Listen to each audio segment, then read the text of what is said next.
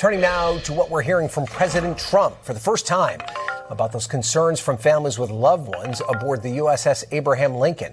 Remember, that's the aircraft carrier stationed in the Middle East that deployed more than 250 days ago. It's now set to depart after reports of sailors jumping overboard over the deteriorating conditions. But in an exchange with our Julie Sirkin not too long ago, the president does not sound quite so concerned with those reports. Family members of U.S. service members are concerned about the conditions on board the USS Lincoln. Well, no, that ship is moving. No, they're not. That ship is moving right now, or very shortly, and it's being replaced with another very similar ship. Has the deployment gone on too long? No. Not nearly long enough. Monica Alba is at the White House to talk more about this. So, Monica, just a day ago, Defense Secretary Pete Hegseth said that these reports about the Lincoln did worry him.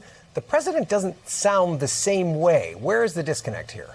No, and our colleague Julie did a really great job of pressing the president there and asking exactly about what these family members are wondering about, which is what the Navy does plan to do and the administration more broadly to address some of these potential mental health concerns of these sailors who have been aboard this carrier in particular for more than 9 months without setting foot on dry land. So the president there clearly pretty dismissive of it in real time, saying that if anything, maybe the deployment should have been longer, but also kind of doing something that we've seen this president do, which is when he is confronted with something that is critical of maybe his administration or a decision that he oversees as commander-in-chief, he simply dismisses it. He tried to say that the families were not expressing all of these concerns that we know they have been. We've done interviews with them, with many of them, and these aren't, interviews that are being done in the shadows. These are on the record public comments, again, from these family members who have their own sons and daughters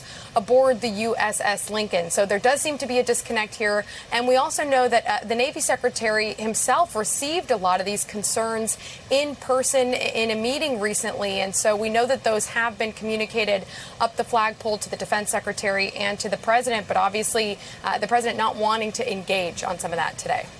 We thank you for watching, and remember, stay updated on breaking news and top stories on the NBC News app or watch live on our YouTube channel.